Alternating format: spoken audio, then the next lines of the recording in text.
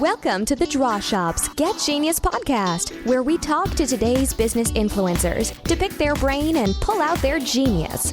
It's time to get genius. All right, listeners, are you ready to learn some actionable tips today that's going to make you more productive? Really, I'm asking, are you ready to become ridiculously efficient? Because today we're interviewing Marissa Brassfield, and she is a productivity expert. She's also a branding consultant and communication efficiency specialist who helps entrepreneurs and high-performance teams become ridiculously efficient. Marissa has worked with some of the most visionary entrepreneurs on the planet, including Peter Diamandis, who she works very closely with. I talk about him a lot on the show, so you know that I am a big fan. And in turn, I am an extremely huge fan of Marissa, and she's just one of my favorite gals ever. Marissa's really done this tremendous job of dialing into the frustrations that these results-oriented, interrupt-driven individuals and entrepreneurs have with taking their ideas and turning them into action. And she just works with a lot of really elite performers, high achievers to be specific. And she puts together coaching programs and workshops that helps teams and entrepreneurs really scale their impact. And today's interview highlights what she's done in the past, what she's doing right now, her brilliant skills, the tips that you're absolutely going to love. She's just doing so many cool things, and I'm so excited for you to hear about the little things that you can do today, next week, just one little thing that will actually bring back some time for you. We talk about some strategies on how to take ideas, assign the right people, and make those ideas happen instead of getting overwhelmed. A lot of us get really excited about the idea when we have them, and then it kind of sits there and nothing ever happens. So what if you could actually make those ideas, especially if they're good ones, happen? I hope you enjoy this interview. Marissa's so super awesome, ridiculously awesome, and let's get ridiculously efficient. Marissa, welcome to the Get Genius podcast. Thank you so much, Summer. It's a treat to be here. This is going to be a super treat for me and for our listeners because you're just so awesome, like just as a person and all of these like amazing things that you do. And you're just like this bright, shiny light of awesomeness. So I'm so excited for our audience to meet you and learn about you. So to get started, can you give us kind of like the story that led up to where you are now? Like, what were you doing 10 years ago? How did you get into productivity? Oh my goodness. So I feel like my life began in a lot of ways 10 years ago. So I was right out of university and 10 years ago, I had just opened 2 restaurants in Atlantic City with the Star Restaurant Organization. And I thought for sure I was going to be a restaurant manager, but I had this journalism degree. And there was this angst inside of me that said, gosh, you're starting to pay off these student loans and everything. You better start using that degree. So I returned to Los Angeles. The East Coast was, definitely not my thing. But I was wanting to work more in line with my journalism degree. And at that time, blogging and online content marketing was just getting going. So I found work there, and that was an early thing. It was like, people were just starting to set up commercial websites and stuff and think about having really rich blog content so that they could index better in search engines. So I start writing all these articles. And in those days, it was keyword stuffing, but I pretended it was this fantastic, online journalism opportunity. But what that ended up making was just this really great portfolio of clips that I could actually use to get freelance writing in magazines and print magazines and stuff. So I started working with trendhunter.com, which at the time that I joined was about a year old and had about 40,000 views a month. And I quickly found a foothold there in writing and editing for speed and volume. So between about 2008 and, 2010, 11, 12, I wrote like 10,000 articles. Wow. I edited 230,000 articles. And then the articles that I wrote, I don't know, 50 million views, something crazy like that. But the thing that I'm proudest of and the thing that really got me started was I created this training program with Trend Hunter that taught fresh writers how to write and publish 1,000 articles in 4 months. And I took 25 writers successfully through that program. So it was, totally repeatable. And that experience identified something I loved, which was creating unique strategies to increase efficiency and output in a really creative, innovative, entrepreneurial business. So I started using the phrase ridiculously efficient to brand my freelance services. And then, my mom is in my ear going, you got to incorporate, you got to, start freelancing and doing this thing on your own. So I did. And in 2011, I started Ridiculously Efficient and began working with lots of different types of entrepreneurs and problems. One of them, which is how you and I met, Summer, was Peter Diamandis. And so in 2012, I began working with him. This was right after Abundance had hit the bestseller list and his speaking schedule was blowing up, and he wanted to bring someone on to manage his online community. And as you know, that things went really, really fast after that. And he goes, well, I'd love to have an event for entrepreneurs. And, I'm doing all this speaking to corporate audiences, but I want to work with entrepreneurs and mentor them and coach them.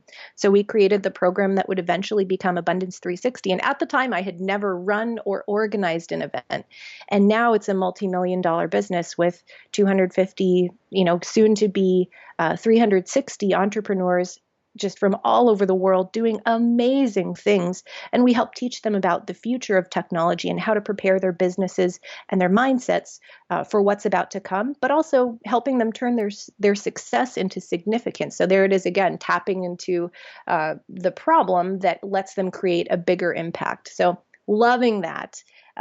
What else? With Peter, I also helped build his Skunk Works, which is effectively the 8 or 9 millennials who sort of orbit around Peter, support him throughout his businesses, but also work on a ton of experiments and, spinning off business units and a lot of fun stuff there. So yeah, that's my last decade.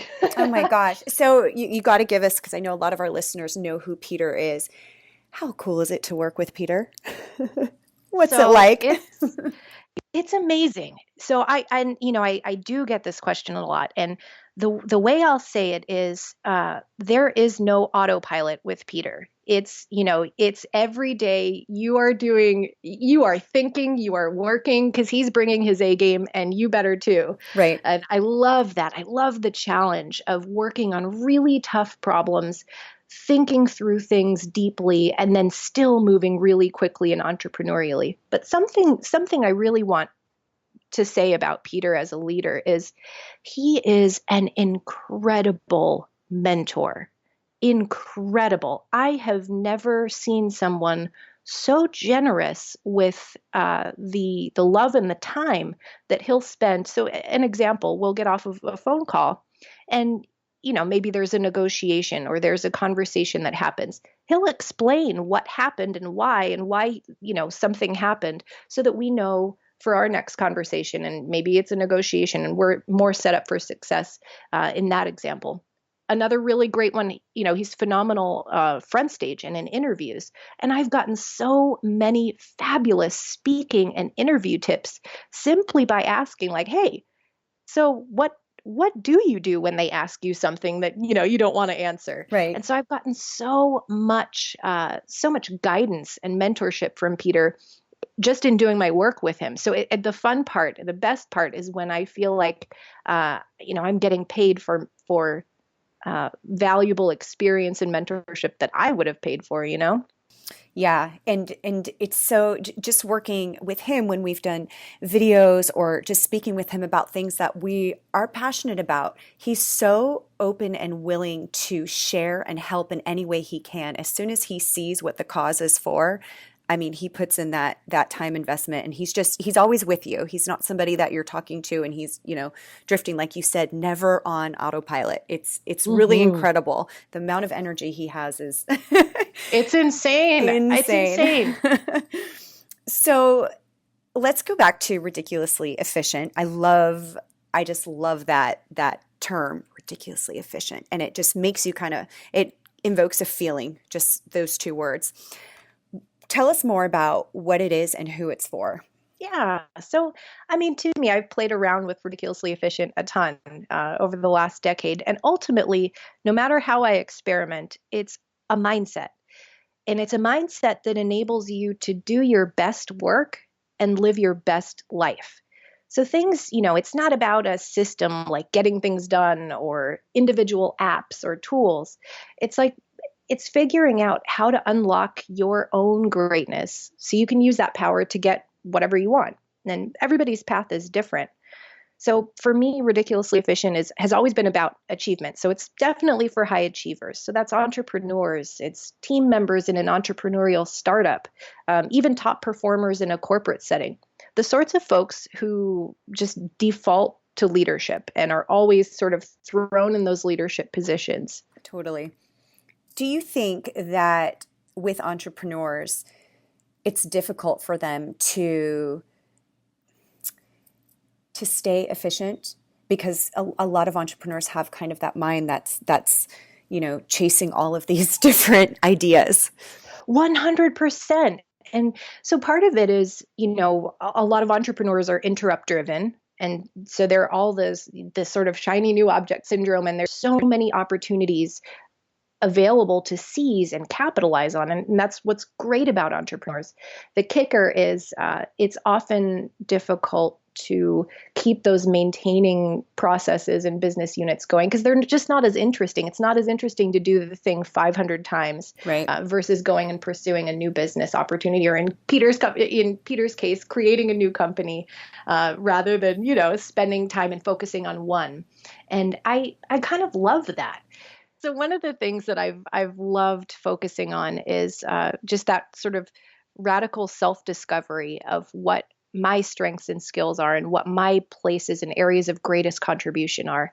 And I call them superhero skills. Dan Sullivan and the strategic coach team call them unique ability. Mm-hmm. But just the concept that there are some activities that you do way, way better than others. And then there are other activities that you do that just completely drain your energy almost right away. Yes. So I figure out what I love doing. And, so entrepreneurs, same deal. And then I try and create what I call a justice league. So effectively, a small group of superheroes whose superhero skills are completely different from yours. And in that way, you can kind of shuffle around the tasks that you need to do, but you may not personally need to do. And then you're left to focus on the things that you're great at. And you're playing your position, but your team members are also playing their position. And everything sort of gets done in a way that is much faster, less resource intensive, less bandwidth intensive. So faster, easier, better, and a lot of times cheaper. Yeah. So how does somebody go about implementing that if that is not what they're good at? The first thing I do is ask for help. And, I default to teamwork because my entire life has been about teamwork. I mean, I played softball for about 18 years, wow. including at the Division I level with the University of Pennsylvania. So it's, wow. I have always been in a team setting. So for me, and I was a pitcher too. So for a pitcher, it's, pitcher and catcher, and then the entire rest of the field. There's no survival or success without a team. So for me, the first step is to figure out okay, what in this am I great at? What in this seems like an energizing, exciting problem to solve for me personally? Dive into that. And then I figure out what other elements I need in the recipe. And sometimes it's just asking, your team around you, hey, here's this problem. What advice do you have to solve it, or what ideas? Let's brainstorm and rally around this. Right. So, entrepreneurs often have a team of superheroes. They just don't know what all the superhero skills are. But I've tapped in friends as a freelancer. It's friends who are working at other organizations on their businesses. Hey, let's rally on this project, or hey, do you want to collaborate on this together? I love that. And I think one thing, and you can tell me what you think of this, a little exercise, and I think we've done something similar in Strategic Coach and in Genius Network with Joe Polish, is getting out. I'm a list person. I know not everybody is, but I love lists because then I can see what needs to get done. And then oftentimes you can look at that list and realize, like you said, what is not making me excited? What is not fueling me? Do I absolutely hate doing? And then just looking at that. And then suddenly it becomes so clear that the person who can actually handle that. But when it's all kind of together in this whole thing that you have to do, you think that only you can do it. But when you can outsource it to somebody, and for me, that just seems to work. When it's just get a database together of all of our, or a list together of all of our top clients, blah, blah, blah, blah, blah. And it's well, wait a minute, I don't have to do that. I've got a team of people who work with those clients every single day who knows exactly who they are and can pull that together just like that. 100%. And, I think even people without teams, there's a wealth of crowd websites online like Upwork or Totally. Fiverr, where you can just think about the capability and the expertise you need, and then the problem you have to solve, and then have them worry about it. Exactly.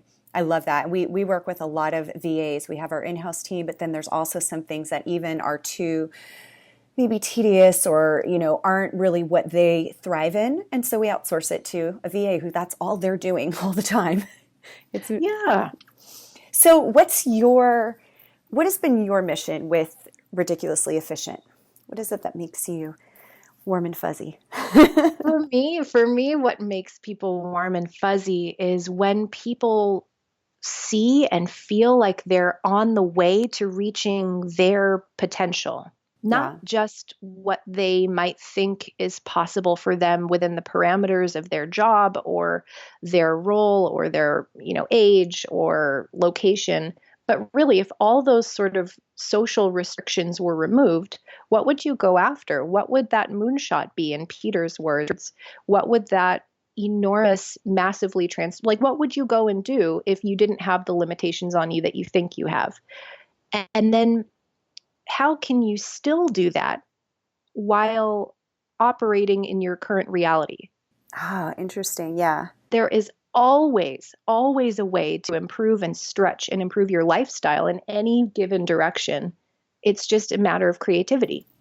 So earlier when you were talking about, people really finding out what that greatness is, what is that process? Is that something that happens after they've either delegated or have become more productive in the things that they realize they enjoy? Or is there something that you take them through where they realize that?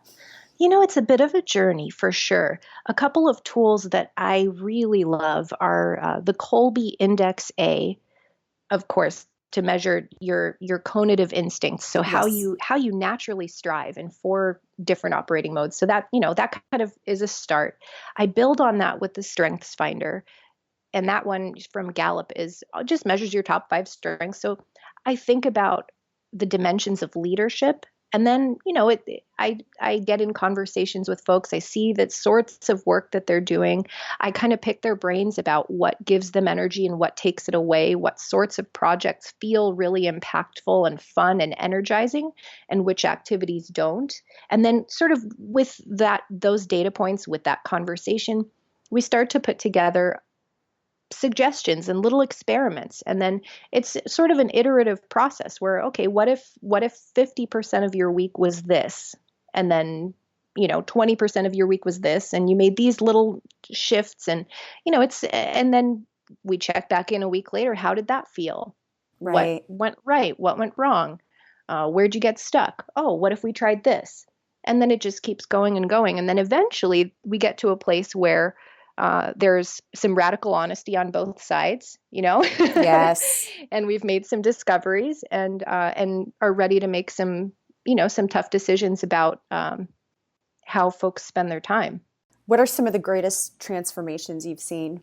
Wow. So I'm going to call out a buddy here. She runs the Thought for Food Foundation, and her name is Christine Gold. And we started working together initially on content. She wanted to build a thought leadership presence, and we started talking about a blog cadence and what her unique perspective was and how she wanted to differentiate. And one of the things that she kept bringing up was some of her entrepreneurial mentors, who were the traditional sort of visionaries with gravitas that walk on the stage and just have this epic presence.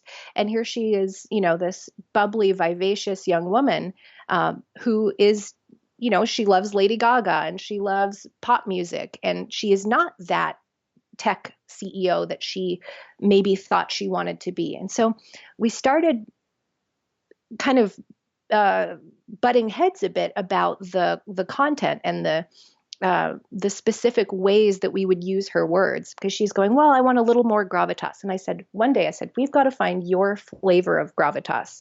So we looked at her Colby, we looked at her Strengths Finder. And, her top 5 were all, communication, woo, which is winning others over, empathy.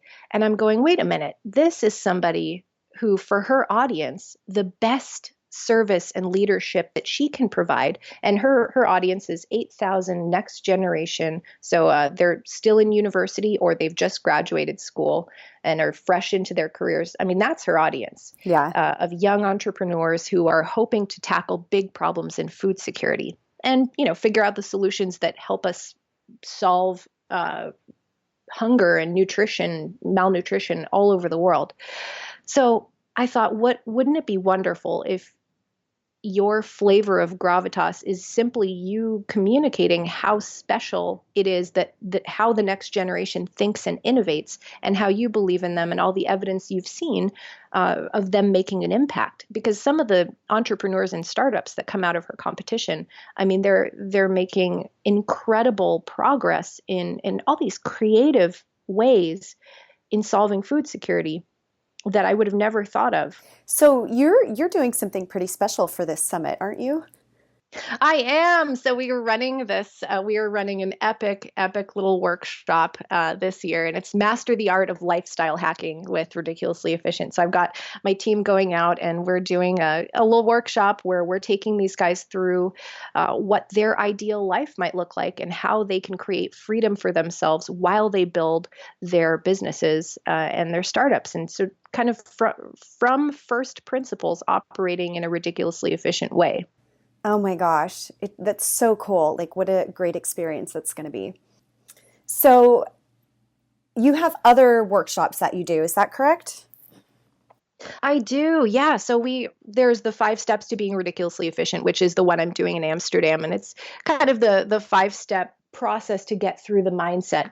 Then I also do a lot of corporate team communication and productivity. We talk about email, we talk about organizational communication, the right roles for the job, workflows, cadences, dashboards, stuff like that.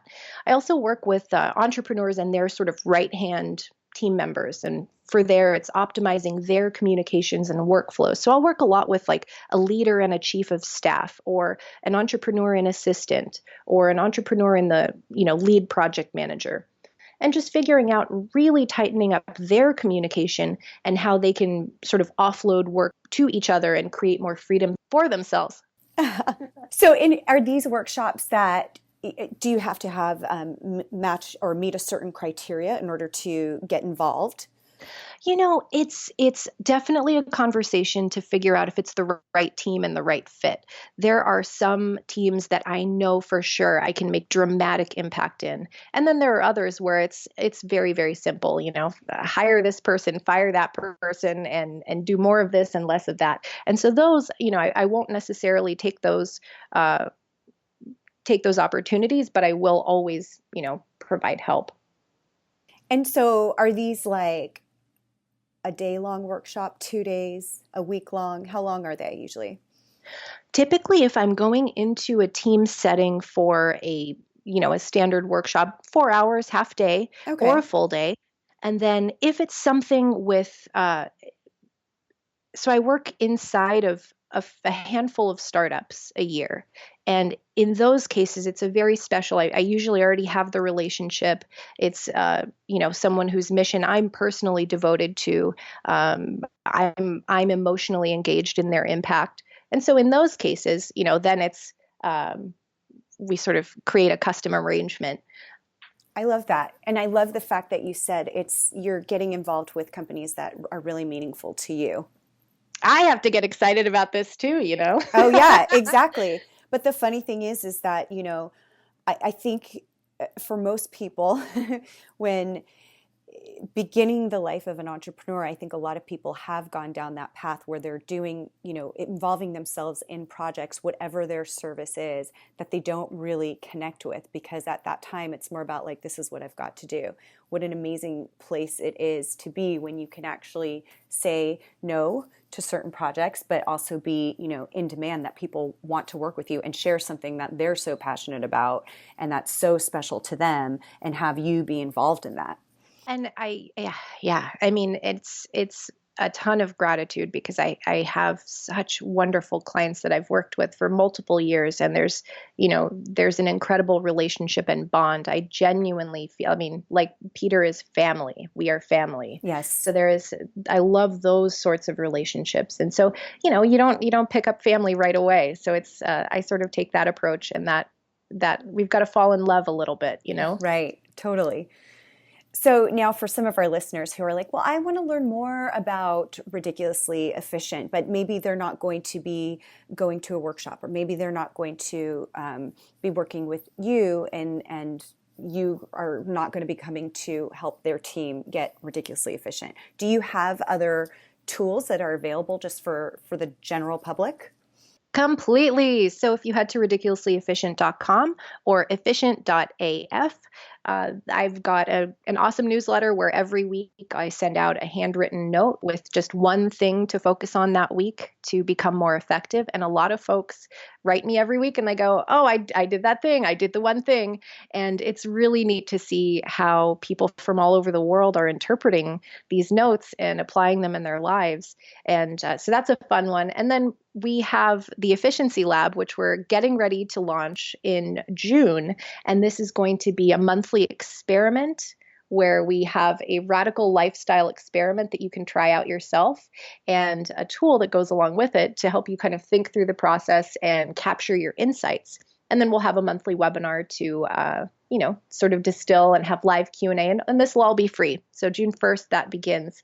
And but that'll be all on Ridiculously Efficient, and lots of promo there when the time comes. That is so cool. And so I love it. Okay, one thing you mentioned, the handwritten note, and I have seen these. What made you decide to send it out? It comes in an email, but it's a picture of a handwritten note. What made you decide to do that? So I think it's brilliant. Thank you. So I love the power of handwritten notes. It's so rare these days to get something either in the mail or handwritten. Even the cards now, you can type them out or have, a handwriting machine sort of print it out for you. I think it's really special and beautiful to know that someone took the time to write something out by hand. It denotes love, it denotes care, it denotes thoughtfulness. And I believe all those things. All these notes, it's like, all right, what is genuinely one thing that I hope people do this week to become better human beings? Yeah. And then I figure I wrote these love notes, and yeah, I wanted to start with one love note a week, or one note a week, to help people become more effective. And then I go, I don't want to stop after a year. I want to do it all the time. Yeah, exactly. So I just kept going and made that the newsletter. When you get new ideas, or there's something new that you want to launch, what is your process to get that started and up and running? So if I think first, I think about the firstest fast step. Like, what is the firstest fast step? So I know that Dan Sullivan, for example, would do an impact filter on the idea to see if it is, if he can sell himself on the idea and if it feels important. And that's a really great tool. For me, I kind of sketch it. I figure out what the MVP is in my mind. Like, okay, if I want to launch the efficiency lab, what is that? What is the MVP of that? I build, and then for me, I've got to build. So I'm building the landing page, I'm writing the copy. And if I'm not excited about it, I know I'm going to run out of steam before I actually get to launch it. So for me, if I can start building it, start creating the frameworks, thinking about the schedules and what needs to happen to make it true. If I can really dig into the logistics and the strategy and the foundation, I know I've got something. And then if I can get the more creative members on my team involved and engaged, I know that they're going to be, if I can sell them on it and they're excited as I am about it, but for their own reasons, okay, we got something good. Yeah, the impact filter is so valuable. Eric and I use it for every kind of idea that we have. And we actually kept a notebook of them just so we could see the old ideas, the ones that we thought, nope, that's not going to fly. And it's so cool for those of you listening who don't know what that is. Just a very brief description is you kind of you put down your idea on paper and you ask yourself what the best case scenario is, what the worst case scenario is, what are the success criteria? So what does it look like once this idea is complete, and what has to be true? What has to be true for it to be a success and to match that best case scenario? And a lot of times you'll do it and you'll go, oh yes, this is it. I believe in this. This is going to be awesome. And then sometimes you go, yeah. Maybe that was just fun to talk about, over coffee. It's just an energizing conversation. That's not even going to make the not to do now list. We'll do it later. It's not going to make any list. Anyways, but it's so cool to put those things down on paper. And then of course you take it further, like you said, is to go, okay, well, here are the things. Here's the first step to doing this, and who can I have help me? And you can assign, who's going to help you do this. And it becomes less overwhelming when you do have that idea. It's not like, oh my gosh, how are we going to make that happen? You start to realize how possible it is. For sure. And then, I think about projects that I do not initiate. Like, I don't create the idea, but I initiate the teamwork and the actual making the thing happen. And in those cases, I'll often receive an impact filter. And then my version of that is, okay, I look at the ideal outcome as it stands for the project as a whole, one from the impact filter I'm reading, but also with my flavor of the context of the team and everything else. And then I kind of go from there and I mediate between what that ideal vision is and then what we can actually achieve with the resources, the time, the team, the money, the everything else, and what's actually feasible to make happen based on that ideal. And sometimes, it's all a gray area, but yeah. What do you think the biggest mistake entrepreneurs make in following through with an idea? The biggest one that I personally am thinking is that they assume, and they may assign it to one person to be the point person, but not adequately set expectations around that thing. Yeah. So as an example, that entrepreneur might give a team member an idea. That team member might also be balancing 15 or 20 other ideas and projects and doesn't know where to rank and sort this one with everything else. So a big danger for some is that it goes right to the back of the pile, or, well, I got to finish these things and then I can think about that idea. Or worse, it goes to the top of the pile and, okay, wait, I've got to stop everything and do this now. But maybe for the entrepreneur, that idea was simply an idea and it could happen at any time, a couple months from now or next week. But because of that expectation being missed of timing and responsiveness or timeliness to act on that idea, it can sort of throw off the rhythm and balance of everything else. Right. And it's that feeling of it's so much harder to execute on something when you're not clear on those directives. Yeah. One thing that Peter's talked about is teams working in isolation. Mm-hmm. And I think that's something so fascinating. And I know that you're familiar with this. I'd love for our listeners to hear and understand that concept. Tremendously. So the fun part of a skunk works is that isolationist. You're away from the sort of immune response of the larger organization. So some of the funny, and because you're away from that immune response, you can be free to dare, to dream, and think up crazy ideas. So one of the ways that we'll do this, and so fun fact, I have worked 100% remotely my entire professional career. Wow. There was 8 months where I worked in a restaurant, and that was, obviously physically showing up to a location every day, Right. but I've never done it since. Never done it since. So always worked from home, always worked with remote teams, always worked with fully remote teams. So ridiculously efficient. Our team of contractors is split throughout North America. And then PhD Ventures, so Peter's team, we are all in Los Angeles, but in various parts of Los Angeles. And for anybody who knows LA, you can be 20 miles away and effectively 2.5 hours away. Yes, exactly. So true. So yeah, I love I love that people, we're that way too. I mean, we do have our awesome office in Salt Lake City is where our headquarters are, and we have our amazing production team there. But we've got writers, voiceover artists. We have people that are literally not just all over the country, but all over the world. And people will ask sometimes, how can you and Eric have a business together, but you're in different states? Very easily. Very, very easily. Exactly. I'm like, we could be anywhere. I mean, he's on his way to Japan right now, and it's going to be just fine.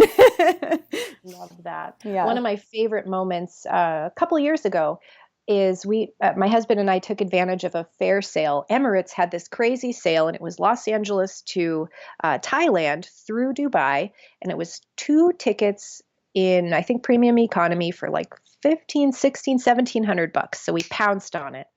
And so here we are. And it's one of those things where you buy the fare and you don't even know, you figure out the details later. Right. But what I loved about it was Kelly, my right hand at PhD Ventures, was in Los Angeles, and here I was in Thailand. So we were effectively on completely opposite schedules. And I would wake up in the morning as she was ending her day, and we'd kind of connect, and she would give me sort of a set of to-dos. Oh, this came in and need help on this or working on this. And then I'd work on it during the day, or during my day in Thailand. And then at the end of my day was the start of her day. And we just started passing the ball back and forth on the same project. And I thought, oh my God, this is the closest we've ever come to a 24-hour workforce where everyone gets 8 hours of sleep. Yeah. Amazing. But yeah, it can totally be done. What a world. So let's give everyone listening some actionable things that they could do this week. Maybe some of the ones that you've sent recently, maybe like 3 of them, to help them become more productive. Yeah. So how I think about this is, first I think about making data-driven decisions. So a lot of us, especially when it comes to our lifestyle and our everyday routine and the sort of things that are autopilot, we forget to manage our own performance. And the way I think about it is I'm a huge sports fan. I love baseball. I love basketball. And I always think about the statistics and the rich, robust statistics that they have on every single player in seemingly every single scenario. But the great thing about all of that data is they know if a player is in this exact situation by the numbers, they're probably, going to perform like this. But when you think about that for your own behavior, that's pretty useful information to know when you might be distracted or what times of day you're most effective or the times of day where it's really great for you to be in conversations or in sales conversations or physically meeting someone versus the days where your brain is frazzled or the parts of the day where it's much tougher to put sentences together or be engaging or be warm. And having that and using that data to intelligently structure your day and your week. A lot of folks just reactively go through the day. They'll start right out with email and, react and respond to whatever they get. And there isn't that moment of stepping back and going, wait a minute, let me take control of my time and my day. Right. Let me take control of my performance and the results that I need to produce. So that's for sure the fastest and easiest thing to figure out is whether you're a morning person or mid-afternoon or a late evening or a night owl, and then optimizing some of your most important work to happen in that day part. That's a really easy one. You can block it out with a meeting for yourself where you have just a 1-hour standing meeting a week for you to focus on something important for yourself. It could be as easy as if you're exhausted at the end of the day and you know that you want to work out, but you're a morning person, maybe wake up a little bit earlier and use that first hour of your day on yourself. Maybe you're working out that hour. And treat it like an actual meeting that you have to be showing up for. Schedule it. Yeah. Schedule it.